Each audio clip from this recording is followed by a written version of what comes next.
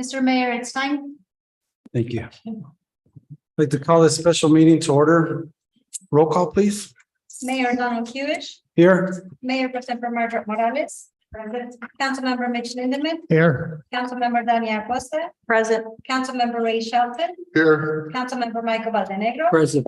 Councilmember Jose Grijalva, Here. City Manager Honor Kiko, Present. City Attorney Dennis Fitzgibbons, Present. City Treasurer Luis Pedrosa. Present. Thank you. Thank you very much. Item number 3, persons wishing to address the council in writing or verbally on any item not on the agenda. Do we have anybody this evening? Yes, we have one. Thank you.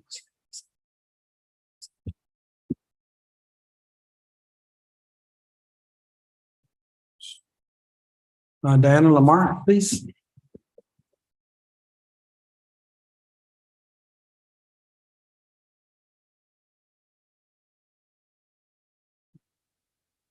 Good evening, Mayor and council members. My name is Diana Lamar. I live at 1303 F Avenue in Douglas. I think that's everything I'm supposed to say. I just wanted to talk about something that's been on my mind since I think it was the August 9th meeting here at council. At the end of that meeting, it was a little chaotic. I've written to you all. So I think you know how I felt about the meeting. I was mildly embarrassed when I was sitting at the meeting because it was a bit confusing and I felt really badly for everybody in the room, to be honest. So I wanted to better understand why the meeting happened in the manner that it did. And I did a little bit of research, and I'm certainly not, I can be corrected on any of this, but I understand that there was a city ordinance that was passed, number 2.02.020, rules of conduct for council meetings. And it appears that the Roberts Rules of Order was adopted. I don't know what year it was. And I'm a little bit of a nerd when it comes to these sorts of things, so you'll have to forgive me. It's my understanding that a member cannot unilaterally kill an agenda item before it's reached the floor. That once a meeting has duly started, decisions are in the hands of the assembly or in the hands of the council. I also tried to do my research about open meeting laws, which may not pertain to this, but I do know that in terms of agenda items, the public body, I'm reading from the open meeting law, the public body is not required to discuss or act on an item that appears on the agenda for the meeting and can vote at the meeting to remove an agenda item from consideration without violating open meeting law. So possibly that's pertinent in terms of the way things devolved at the meeting on August the 9th. And I just wanted to bring that up. I don't know if it's appropriate to request that in instances like that, maybe staff can research meeting protocols, or if any were not followed, or if there's any additional training, because my experience with Robert's Rules of Order is, I mean, it'll just, you need to go to sleep at night, just pick up that book. It's just really dense. It's hard to remember everything in that book, and it's really easy to forget. There's just so many rules.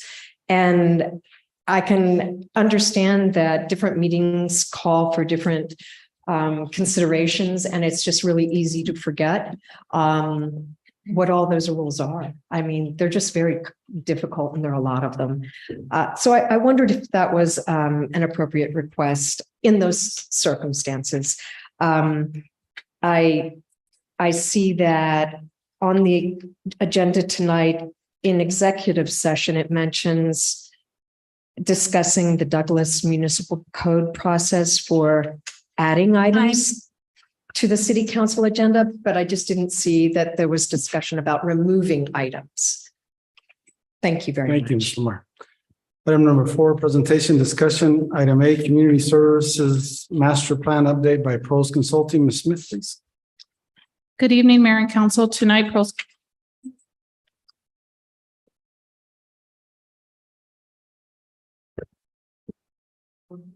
Consulting will provide an update regarding the City of Douglas Community Services Master Plan and a report that's statistically valid survey. And I know it's been a long afternoon and evening, so we're just going to go ahead and jump into the presentation without it. Thank you very much. So Mike, he's our Pros Consulting.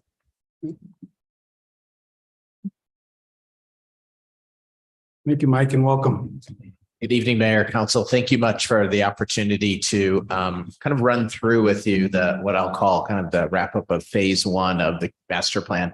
I recognize it's kind of been an elongated process, but we wanted to ensure that we did our due diligence with the community engagement component, because parks and recreation, library, community services is really only best when it gets used by the public. And so to ensure that we get the community engagement right is important, because it's foundational to all of the technical recommendations, capital improvements that come out of the plan. So this evening is really going to be maybe not. Let's stop moving either. Okay, I have a light. There we go. Okay, thank you. So this is really just going to be understanding the community engagement, and I'll explain kind of the next steps and how all of this works. So if you like numbers, great. If not, I apologize in advance. I recognize it's been a long day and you still have a longer to go, so I will get right into this. So community engagement component, it's been pretty extensive. We've done a public meeting, several internal and external focus groups. We have a project website. We've done 2 surveys, one statistically valid and one online survey. The conversations that we had with the public, with staff, revealed kind of these emerging themes. And when we talked to folks, the questions were really geared towards kind of understanding current conditions, understanding concerns or opportunities for the future, as well as any kind of special interest specific things that people really, really like. So one of the first emerging themes is that people want trails, and more trails in your community. They gauge the overall quality of your system to be good to very good. But generally, there was just kind of a lacking of things to do. People want more things to do. Library programs were great, related to both programs and services. Growth as it relates to the second port of entry is a concern. Special events are very much appreciated, but people also want more of them. The golf course, people are either love or wish it was something different. So it's kind of like this in between of it either needs to be better maintained so that it's a great golf course 12 months a year, or let's do something different with it. A recreation facility indoors is very much desired. A desire to increase funding for everyday maintenance was brought up. A question was brought up several times in terms of what's the future of the 8th Street pool. Recognize it has not really functioned well in the last couple of years, and if I'm not mistaken, was not open at all this coming summer. So you're at a kind of a decision point with that. Athletic field improvements are desired in terms of they're overloved, overused, but also athletic field lighting consistently so that they can be utilized more year round. And then partnership opportunities were expressed by the schools, the healthcare system, and so on and so forth. So these are just kind of some of the emerging themes that came out of the conversations that we had with folks. And I think you'll see that as we go through the surveys, that a lot of these kind of same kind of themes were resonated by the community. So the first survey that we did was a statistically valid survey. It was a random sampling of your community. And it needs to be demographically and geographically representative of your community, both in terms of ensuring that you have great distribution across your community, but also demographically. So our goal was for a community of your size to have 200 completed surveys, households. We were close to 283. So you superseded your goal by about 42%. What the statistically valid survey means is that if you did the survey 100 times, you would get the same results 95 out of 100 times within that margin of error. The other thing is that 48 surveys or 17% were completed in Spanish. So we did have pretty strong representation from both English speaking and Spanish speaking residents of your community. This you can see as an outline of your community and all the kind of clusters of dots. If you counted them, they will not add up to 283, but they're clusters.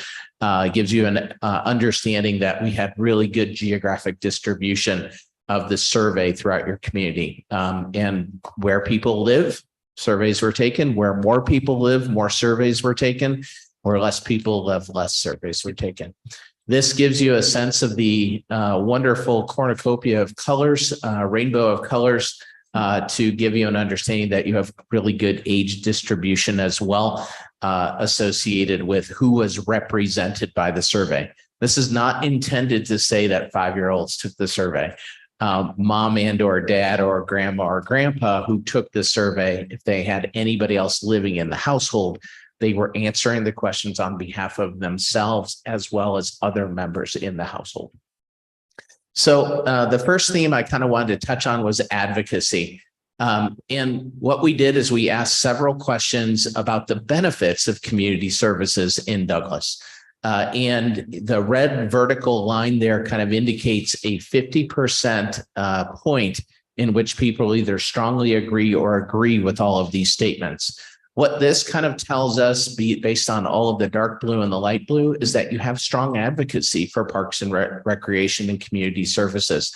It takes you to get all the way to the very, very bottom where it says increases my household's property value for your community to strongly agree or agree at less than 50%. This is really strong foundation because people value parks and recreation and the benefits that community services brings to the community. In terms of the overall value, you have about 42% of your community being very satisfied or satisfied. I am pretty sure that Jennifer is not completely happy with these numbers. She would love to see more satisfied, but I think this is reflective of the fact that people want more and desire more, and you'll see that reflected in some of the needs. So in terms of current facility condition, visitation barriers, about 50% of your community use the library, 50% don't. Why don't people use the library? Of the 50%, 2/3 basically said they don't need library services. This is just a trend. It's not indicative that libraries are not important. It's just the advent of ebooks and being able to do things electronically, digitally, has certainly cut into, I would say, people's overall need for library services. In terms of general park, fields, recreation amenities, about 75% of your community uses your park system and your pools, about 25% does not. In terms of why people don't use, again, of the 25% that do not use it more often, the park needs more amenities and they're not interested in what's offered. So again, this is kind of that theme that resonated when we talked about to the people and just asked questions and got verbal responses from. They want more and they want a variety of opportunities and experiences. In terms of the aquatic center, about 1/3 of your community uses the aquatic center, 2/3 do not. This is fairly actually strong numbers. We would think an indoor facility, a good representation of what your community would use would be closer to 20 to 25%. It's a special use facility. So instead of 1 out of every 4, 1 out of every 5, which would be average, you're getting 1 out of every 3. So people, though the numbers are 33 yes, 67 no, people still value your aquatic center and are using it. In terms of, again, why people don't use it, I don't know what, they're not interested in what it's offered, which is fine. Not everybody swims. And that's pretty much an indication as to why people don't use specialized facilities. In terms of golf course use, 20% yes, 80% no. Again, this is starting to get a little bit closer to the average of what we would see in terms of a community use of a special use facility such as golf course. So about 20% are saying yes, they use it, but 80% no. In terms of why people don't use it, two most common reasons why people don't use golf courses: they don't golf and it takes too long to play. I mean, those are your top two responses. And that's pretty much what we would typically see across the country. In terms of one of the things that you kind of see is people don't know what's offered, right? So we wanted to ask a couple of questions in terms of how people learn about community services and what's going on. The first way they learn is through everybody else, friends and neighbors. And Facebook is second, a close second, but then it drops way off to the city website and temporary signs. The key, though, is not how people learn, it's how would they prefer to learn. This starts to give you an indication that people would rather go to Facebook than they would to their friends and neighbors. Friends and neighbors are important, but in your community, pushing the message out through Facebook and the city website and temporary signs is really, really important. It allows you the opportunity to control the message. Whereas from a friends and neighbors perspective, we've all played the telephone game. People leave out details, people leave out information, and they also may just be talking about something that they liked and experienced. They may not necessarily be reflecting on what somebody else may want to hear about community services. So again, gives you a pretty good indication that if you're going to spread the word about community services, this is how you do it. Pushing it out through Facebook is number one. So recreation program needs. There's going to be 3 series of these slides. One is going to be about recreation programs. Another one is going to be about libraries. And the third is going to be about park and facility amenities. So what do people deem to be most important to your community in terms of programs and services? Fitness and wellness programs was number 1. Community special events was 2.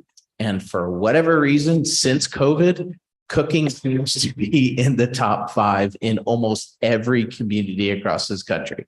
Art, dance, performing arts, and education classes kind of round out the top 5. So one thing I want to make sure that we're clear on is that 1% of your community is approximately 160 people. So when you start to see some of these lower percentages, may think, oh, you know what, let's discount it, right? We're not really going to pay a lot of attention to it. But if you're talking 5% of your community, that's 800 people that deem something to be important. That's not small potatoes in terms of potential recreation, park, library participation. So yes, we're going to always focus on the top 5 or top 6, but also recognize that, you know, there's a lot here in this list. And when 1% equals 160 people, 5% equals, 800 people, 10% equals 1,600. Those are a big number. So I just want to put that into context for you. In terms of what people want more of. So what are they saying that their needs are not being met? So we've asked, the community to tell us what they want more of. The top 5 are the same that people deem most important. Fitness and wellness programs, special events, cooking classes, water fitness, education, performing arts. Those are all kind of the same theme of what you see in terms of what people find most important, they want you to do more of. So this typically would tell you that if it's important and people want more of it, that's a high priority. When you think about a high priority, it is really a matter of if you're going to expand offerings, where do you expand them? What do you offer more of? The medium priority means you kind of have things relatively right sized. You don't necessarily need to do a ton more, but you still are going to need to expand because your population is expected to grow to close to 30,000 people in the next 10 to 15 years, doubling that population. So though the medium priority stuff may be right sized now, in 5 years and 10 years, it's not going to be right sized. You'll need to expand those offerings as well. But most immediately, if we have the opportunity through this master plan to expand fitness classes, community events, cooking classes, that right off the bat is what is going to make the most resonate most with your community. In terms of special events, thinking that would be high on the list, especially from our anecdotal conversations with folks. If they had their druthers, they want cultural celebrations, number 1, entertainment 2, food and beverage 3. So we always know that food and beverage is part of special events, but we're talking, food and beverage centric. So special events that just center around food. Interestingly, this is how your community demographic is different and how your community is different. Almost always number 1, when we do this work across the country, is food and beverage. Then number 2 is entertainment. Then number 3 is holidays. Then number 4 is cultural celebrations. Your community has a different prioritization in terms of special events, and that's good to know. It's a good question to ask.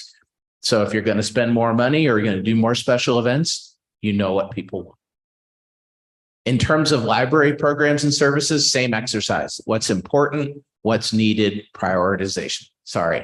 Books for adults, library programs for adults, public computers, newspapers, magazines, wireless access. It actually, what's interesting about this is the fact that adults are coming first and kids are coming second in terms of what's most important out of library services. This kind of gives me an indication that the school system is doing a good job with their in-school library system of providing the information in school, so that it's not as important to get kids engaged in the library out of school. In terms of what people want more of, they want more newspapers and magazines. They want more library programs for books, for adults, books for adults, ebooks, and so on and so forth. You can see that the stuff for kids is definitely down that list. In terms of high priority, medium priority, low priority, again, a lot of high priority for library, medium priority. So expanding these offerings in the high priority for library, medium priorities right sized, but again, population growth. And then the low priority, if you're not doing it or you are doing it, it's not as important to look at resources there. Park facility amenities. So this is infrastructure. Why do we separate this out? Well, programs and services is one thing, but people use parks and facilities as self-directed activity. You don't have to have a special event. You don't have to have a sports league. You don't have to be running swim lessons in order for people to use parks. People go to parks to walk. They go to parks to play playground, to throw a ball, to picnic. So we separate this out a little bit differently because there's self-directed activity and there's formal activity. In terms of what's most important to your community, you start to see that some of the things that we talked about as part of emerging themes are the same. Walking trails and indoor walking tracks. Why are trails and indoor tracks, and then even getting down to urban trails for cycling and walking, why are they most important? They're most important because the number one most participated activity in the country by far is walking for exercise. So over one third of your community or the country walks for exercise. If you added up the top 5 sports, basketball, golf, baseball, soccer, tennis, you added up the millions of people that participate in those top 5 sports in the country, it's still less than the number of people that walk for exercise. It's why trails is always going to be important. But where you become a little bit different is community gardens, dog park, kind of are in that top 5 as well. In terms of what people want more of, or they have a greater unmet need, very similar. Walking tracks, trails, urban trails, community gardens. The top three are all tied to walking for exercise or biking. And then you have community gardens, indoor fitness, indoor gymnasium, indoor event center. So the indoor spaces stuff is one of the things that people said when we talked to them before we did the surveys. We want indoor recreation space. You have indoor walking track, you have indoor fitness, you have indoor gymnasium and indoor event space, all within your top 8 of what people want more of. In terms of high priority, medium priority, low priority, again, you can see a lot of similarities between what was said in the conversation. I think the big thing here, when I look at these charts and compare them to this work that we do across the country, you don't have a lot of low priority, whether it be recreation programs, whether it be library, whether it be park amenities. Your community has a lot of high and medium priorities, which indicates a desire for more.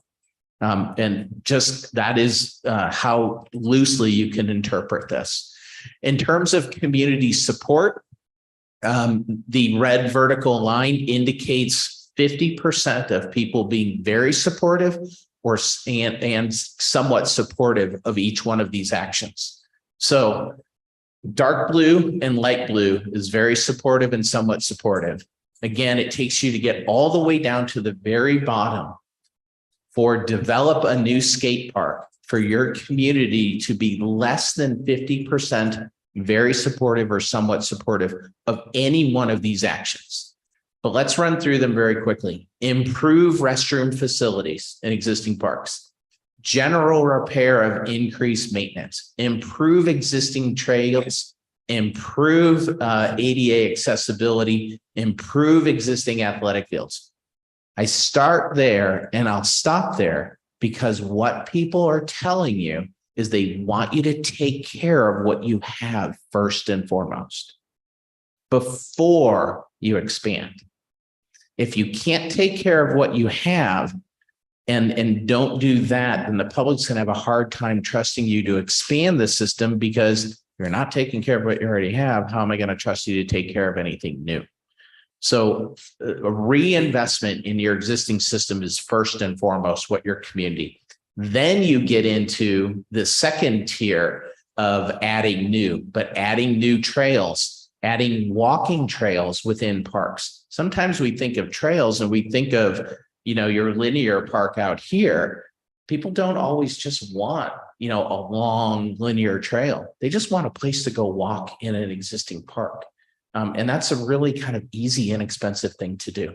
Develop a community center, add playgrounds. So it's the first tier is take care of what you already have. The second tier is starting to add some of those amenities that people want. In terms of the online survey, this is just another opportunity. We ended up with about 68 additional households responding to this survey. These are just kind of the priority investment ratings that came out of it. And you see a lot of similarities. A couple of things jump into the high priority here that were not on the statistically valid, which was sports leagues and team activities. In terms of library, very similar ordering here. Again, not a ton of low priority, certainly more high priority out of the statistically valid survey. And then facilities, indoor meeting space actually jumped out as number 1. And then you got into walking trails, outdoor amphitheater, and a lot of the fitness and indoor stuff. So again, we just wanted to make sure that we gave everybody an opportunity. Since the statistically valid survey was a random sampling, we gave everybody an opportunity. And there's a lot of similarities, some slight differences. In terms of combining all of this information, what we heard through the focus groups, we heard through the statistically valid survey, what we heard through the online survey. Here's your marching orders for your programs and services. The one that kind of eked up in there was equipment rental, as well as water fitness classes. So those are your high priorities. In terms of breaking it down though by household type. So it's one thing to look at stuff citywide, but it's another thing to think that somebody like Jennifer, who has a really young family, is going to be different than if I lived here or some other folks that don't have kids, right? Their needs are different. So how does the prioritization change? So what I did here was show you in the very second column what the high priorities were citywide. But then we said, all right, well, what does it look like for households with young children? What does it look like for households that have teens, knowing that there might be some crossover there? But then also, what does it look like for households that have no kids, young adult, middle age, and then, the senior population? Well, you can see that there's a lot of consistency across all the age groups with the citywide priorities. But look at how many additional high priority programs are for households with kids less than 10 years old. The list is almost as long as the high priority for the citywide as a whole. So what this does is it gives the department an opportunity to say, if we're going to target our Facebook message, we're going to target it to young families. Well, we need to make sure that we're offering these kind of programs because this is a high priority.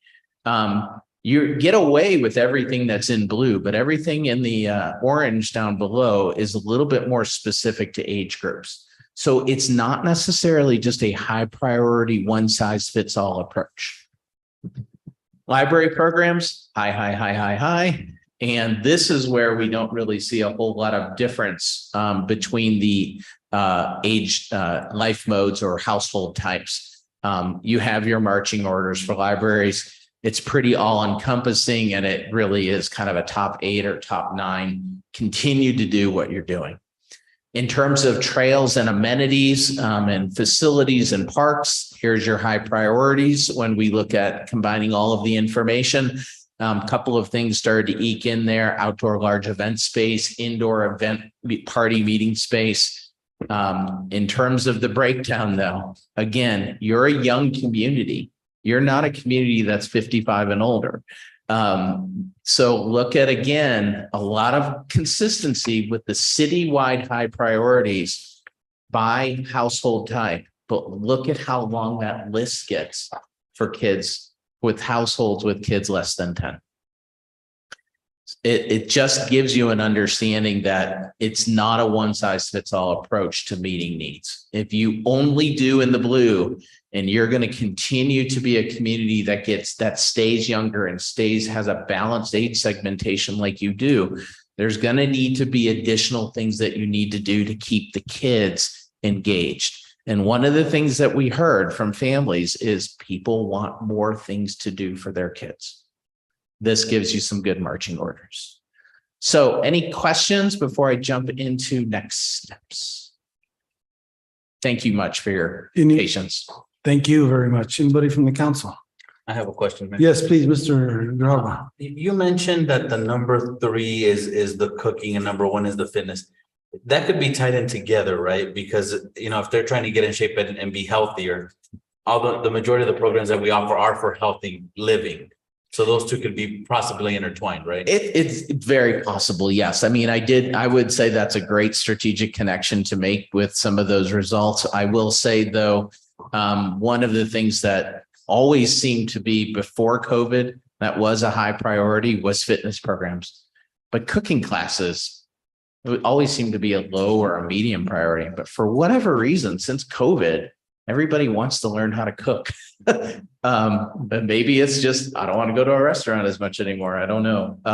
But that is a really interesting connection between the two. Thank you. Interesting.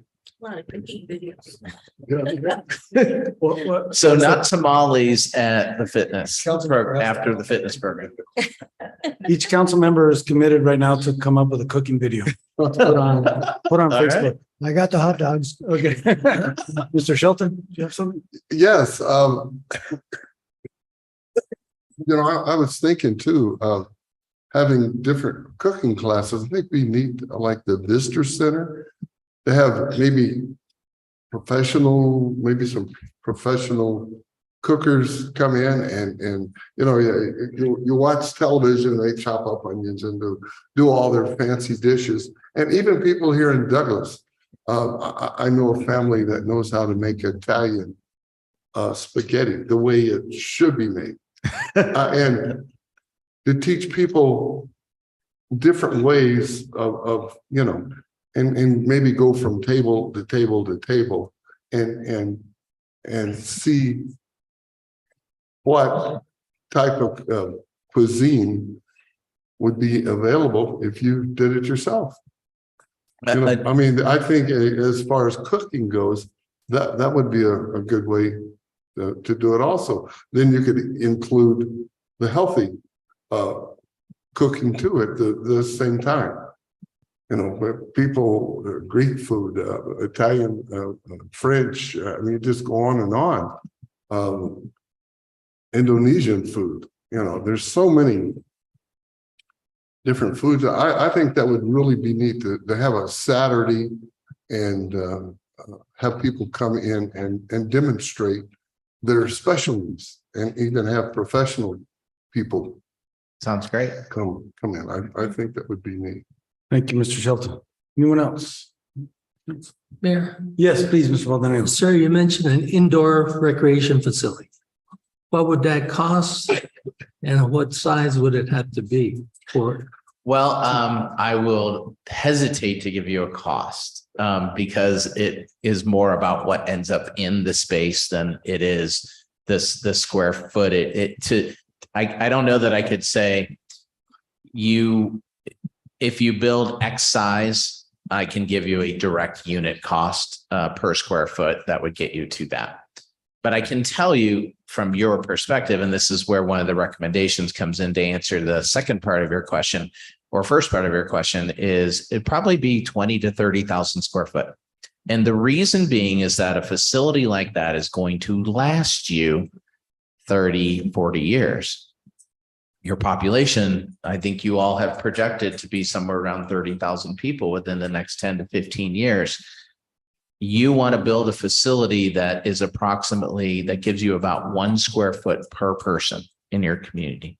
So 30,000 square feet would be a good starting point for you. And then if you grow to say the size of, Sierra Vista, you certainly would want to put it in a location where you could potentially expand upon it later. But in terms of if you wanted to give you a direct, a roundabout kind of way of saying how much it would cost, it would probably be somewhere between $400 and $600 to $700 a square foot. Thank you. So $5 million. Drop in the bucket, right? Depending on what we put in it. This is where potential partnerships come into play as well.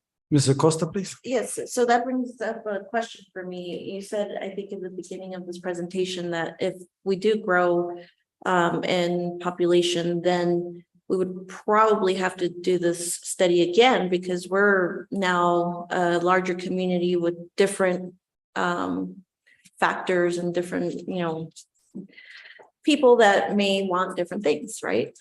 Yep, I would say that you have a really good foundation on which to take care of what you already have and address some of the high priority needs. The way this is going to work, and this is a really good segue into the next steps, but your comment is simply that we need to figure out a couple of strategies. We need to figure out your reinvestment plan into your existing system.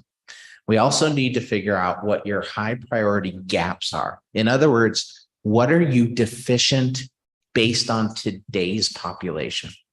So is it athletic fields? An indoor space, yes, you probably are, but you're not going to build a facility that's 15,000 square feet to meet deficiency today. You're going to plan that out, right? So what are the things that you're deficient on today? And then what are the things that you're going to be deficient on in 10 to 15 years when your population grows? So it'll be kind of this three-pronged strategy to say, take care of what you already have, close the gap on level of service deficiencies, more playgrounds, more picnic shelters, more athletic fields, walking trails, right? You invested in those 4 or 5 things, you would not go wrong, but you need to figure out where you're going to do that.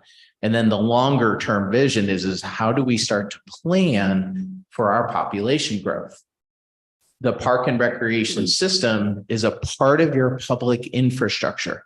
So no differently than you'll have those conversations about roads and streets and utilities, you're going to have that same conversation about public spaces as well. So parks needs to be a part of that longer term conversation to help. How are we going to get people to come here and stay here? And a big reason, a big 3-legged stool is safety, schools, and things to do. Parks is a part of that. Thank you. Anyone else?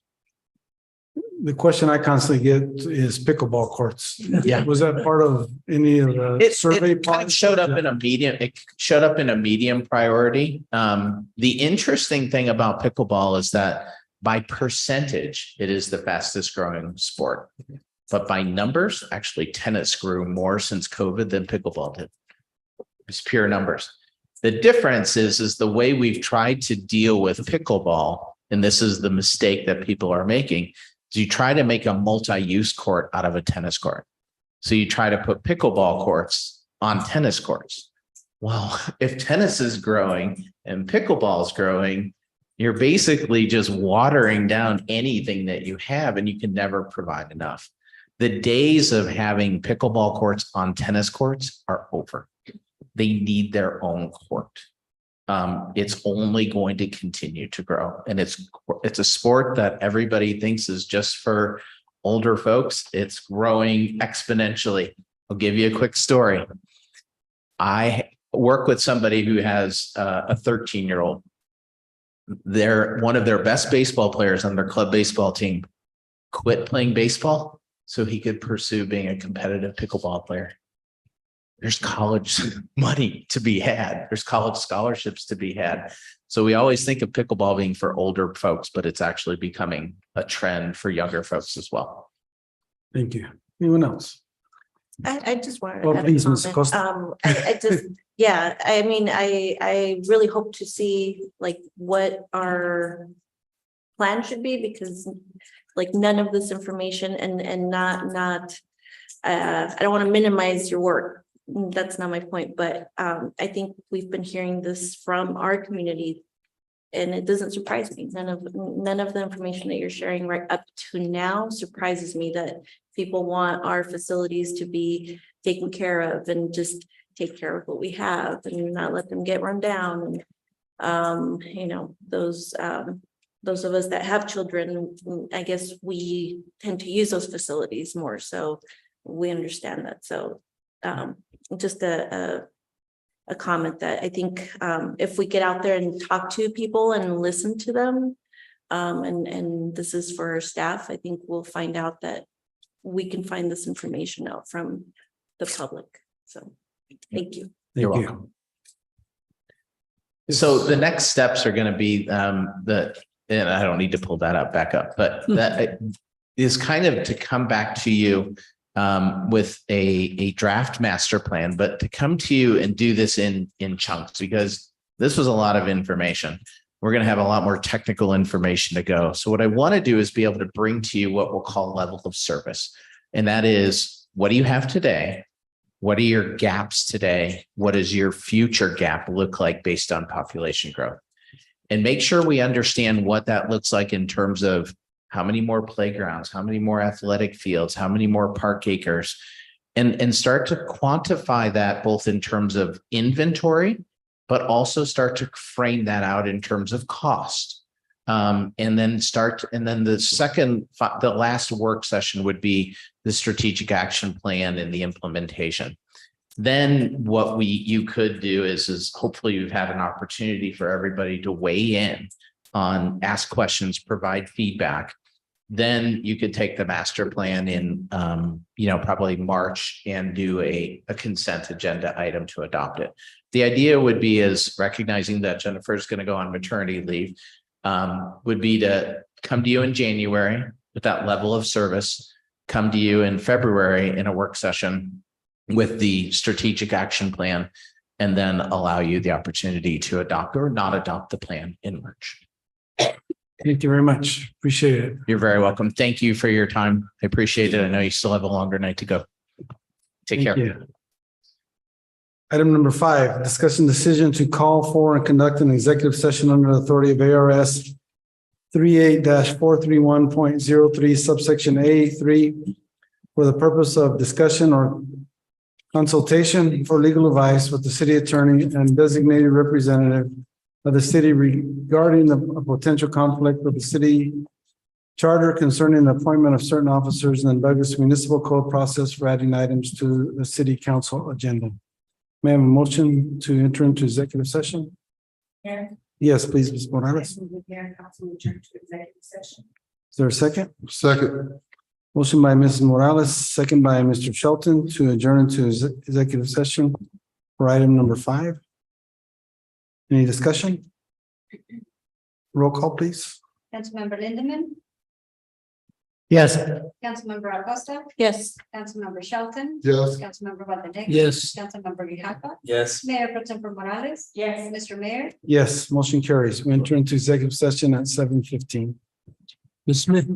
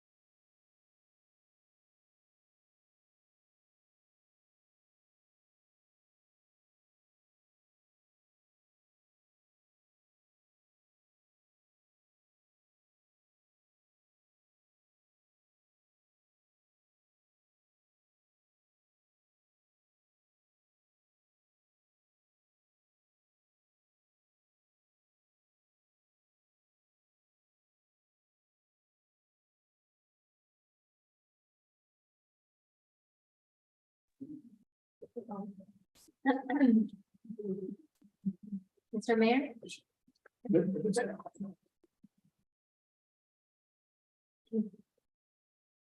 We're back in regular session. May I have a motion to adjourn the executive session, please? Yeah.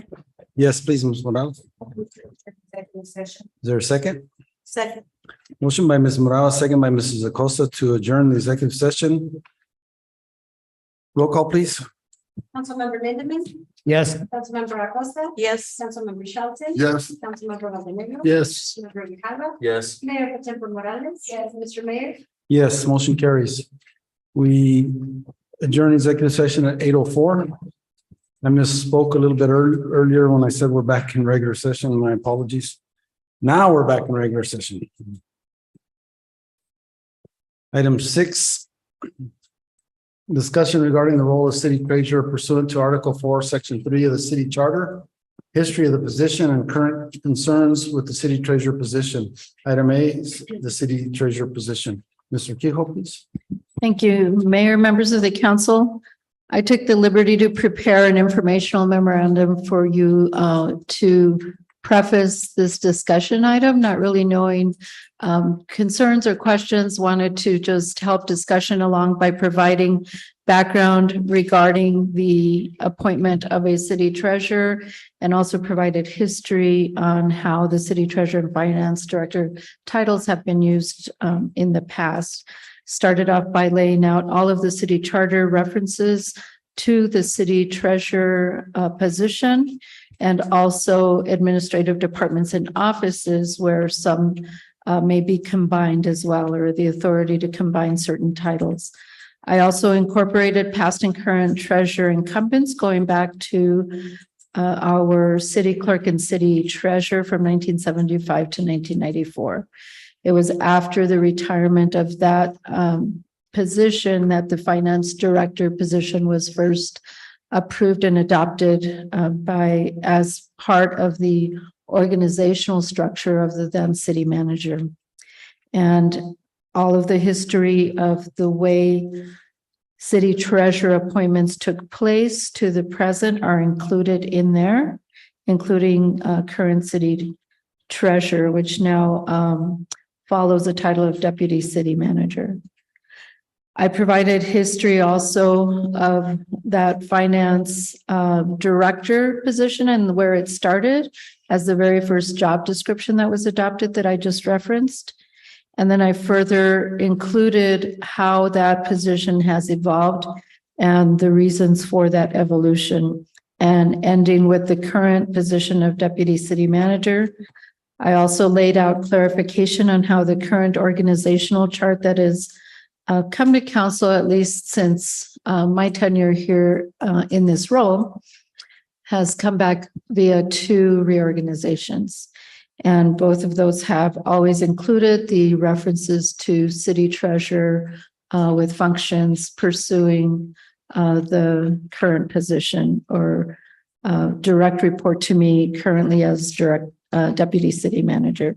I also included the different departments that are split up between the city manager and the deputy city manager to balance the organizational structure, as is the main purpose for the deputy city manager to help leverage the organization. And in this particular case, the deputy city manager, city treasurer does oversee finance, and the finance director reports to the deputy city manager and then to the city manager. I also further laid out all of the duties to help describe the duties in the charter because they are referenced in maybe not so clear terms in the charter role of the treasurer.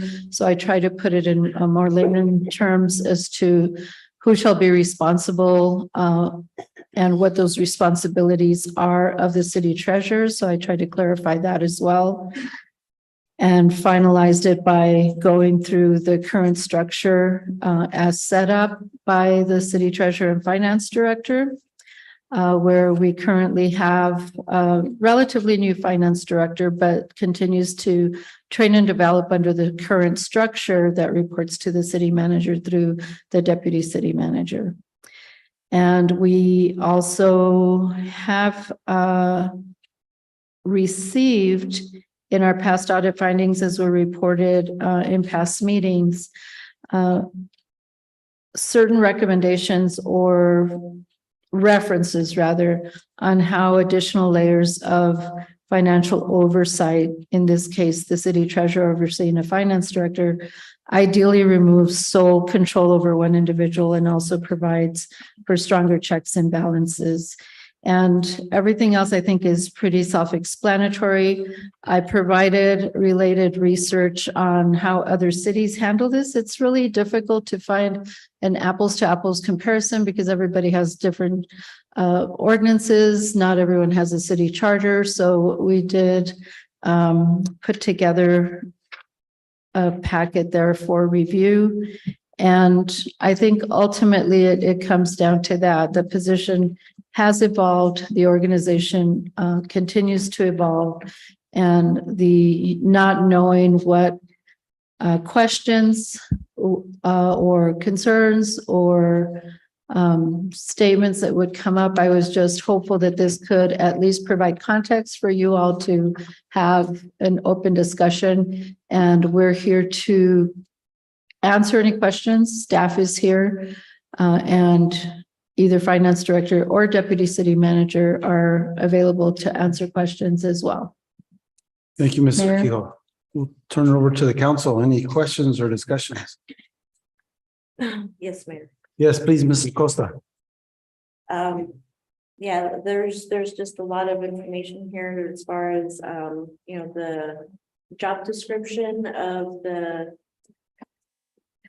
current, deputy city manager / city treasurer occupational, job summary. And it just seems like there's, there's a lot that was crossed out from previous deputy city managers and a lot that was put in here from the city treasurer position. So it just seems very cloudy to me to kind of put those two into one position. First off, second off, I think, this discussion is not on a personal level. I just really want to be clear about that. It's just, I really feel it is setting a dangerous precedence for future organization of the city of Douglas and the way that it's managed. And having cross responsibilities between two top executives of the city government.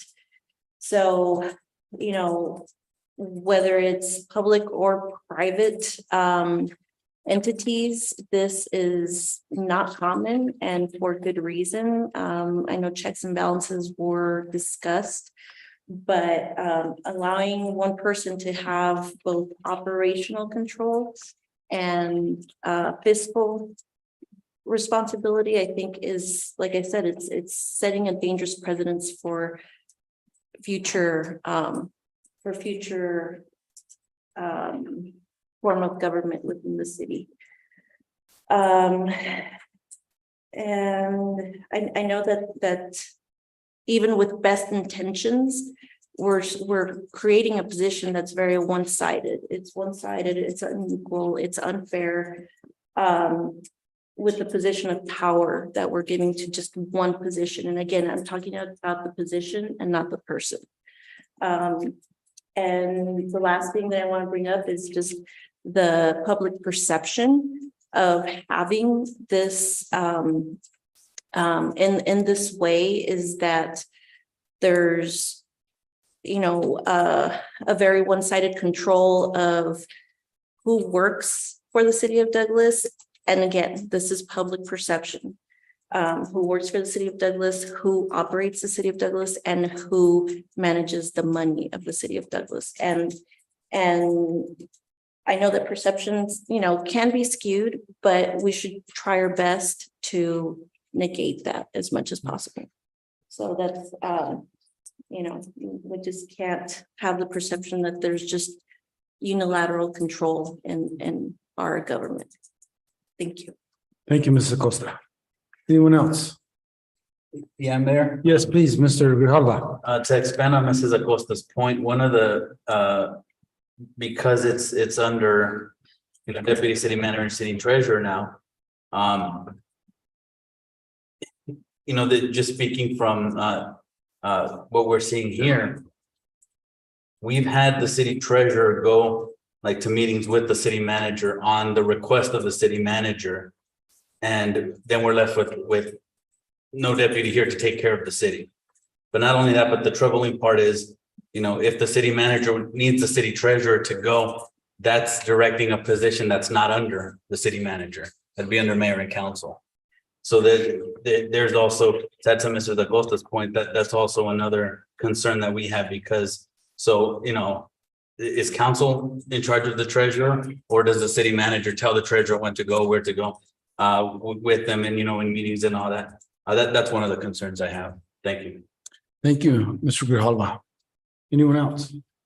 Mayor, Yes, please, Mr. Lindeman, then Mr. Shelton. as I see it, Mr. Keel has done a really good job of evolving our administration and our staff by her reorganizations that we've agreed with. And on this question, I see the treasurer as merely a liaison to the council in that position. Now, I see there's 5 other cities in Arizona that we have listed here that have their chief financial officer and deputy city manager combined. I think in our case, it works well. I would like to leave it that way. As far as, having someone in authority overseeing, when they're out of town or something like that. In this day and age, that's kind of a stretch to me because we've always got electronics. We're always in touch with each other on the phones and things like that. If we have to, I think that maybe we could make a resolution to accept that Chief Fullen is in charge on site. As Mr. Keogh has sometimes said, when they're out of town, Chief Fullen is here. So I can understand if we want to clarify that. But as far as changing anything, I think the organization works really well. And I'd like to keep it that way. Thank you, Mr. Lindeman. Mr. Shelton, please. Okay, here's my thoughts. We have an individual that gets all type of awards at the end of every year for doing an exceptional job of being the city treasurer. We have a person that, and let me tell you, a lot of times we might not want a certain individual to do these 2 things because they're not qualified. But I see that this person is fully qualified for both of these. And I'm like Mr. Lindeman, I think that's a good idea, put the chief of police in authority or maybe someone else after him, maybe do it in order. I'm sure this does not happen maybe once a month. I don't know. But when you have a special individual that has excellent qualities and they know what they're doing and they have the best desire to do the best job they can, and they have the heart of Douglas. Mr. Shelton, could I caution you just a little bit? We're talking about position. Okay. Just That's okay. caution. Okay, thank you. That's my thought. Thank you. Anyone else, please? Thank you, Mr. Shelton. Yes, please, Ms. Morales. I agree. Mr. Lindeman. I have seen Mr. Pedrosa evolve over the number of years that I've been on the city council. And also, Ms. Morales, we're talking about the position, not the person. All right. So I just caution you on that. Now, is it, the city treasurer that has to be bonded? Mr. Mayor. Yes, please. I think you can, there's current concerns for the city treasurer position, so you only have one person. in that Okay. Position, so Thanks for that clarification. So my apologies to Mr. Shelton and Ms. Morales. Thank you. Right. All right, but this individual, I know has evolved, and I have been impressed with, the knowledge that he has, the expertise. I mean, I just have not ever seen another person that knows the numbers off the top of his head. I mean, you ask him a question on a budget item or anything, and you throw those numbers out there. And I don't think there's a lot of people that can do that. And, I would like to include in that position. Thank you. Thank you, Ms. Morales. Mayor, Yes, please, Mr. Valdenegro. first of all, I'd like to apologize to Mr. Perosa for, I know at one point we put him in as acting city manager and in the treasurer position too. You did an excellent job back then. The only focus I have, the only concern I have is that when I was perception from people on the street talking, I just hope that, and I was the city manager clarified all that for me. So the things that were brought to me were misled according to the findings from Mr. Quijo. So I just want to apologize to you for that. And Please continue. you continue to do a good job with what you're doing, but I just want to make sure that the training and everything else that employees get is that what we're doing, which is number one. No toxic work environment. Thank you, Mr. Valdenegro. Anyone else, please? Mayor, if I may, Please, Ms. just answer some questions here. So one question was, is that appointment required to be bonded? The answer is yes. I think that's what you asked. I wanted to clarify also on the red line of the job description. The reason that language is stricken is strictly because the reorganization changed from economic development as an example, no longer reporting to him. It came to report to me because some of these were structured in a different way with the previous city manager, and I rearranged those departments as is shown in one of the charts here. So a lot of the strikeouts refer to departments moving. And if you look at the other job descriptions for the receiving end, it would have that back on their court. So it was just a lot of red line, but I put the red line in there as it was approved back in May of 22, just for that purpose as background. And just as clarification, I know I provided some cities, and it's very hard to see an apples to apples comparison. But just another one, just more recently in my work at City of Tucson, the CFO / assistant city manager supervises the finance director or business services director now, because I also did some reorganization there. But finance through the business services director reports directly to a ACM, assistant city manager / CFO. So that perception of the control is very, very well taken. I just want to show also that the layers, and in even big or small organizations and in our own charter, which I included here, allows for administrative departments to also have the dual settings and the dual roles. But I wholeheartedly agree that the perception, when it's not factual, provides a reality. And that is our responsibility to try and correct or bring to light what maybe those misconceptions are. And that's a very difficult thing to do, because once there is a perception, it is it's kind of it's rooted and it becomes very difficult. And there was and a clarification on Chief Fullen. So we do have an existing ordinance that allows the city manager to name somebody in my absence. And I think there's a timeline to my absence. And the city council could come back and recommend that it be somebody else. So there is a provision. But I will clarify also that only in my vacation out of the country in May did I leave Mr. Pedrosa in charge in my absence.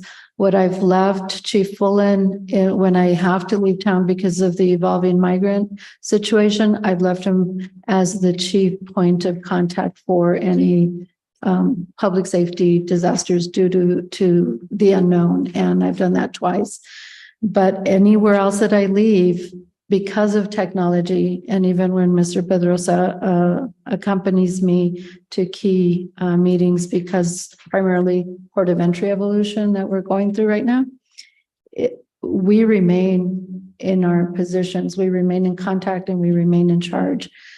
So that's how I've been managing all of that. If I'm not in my office, I could be in my office at home, or I could be logging in from elsewhere.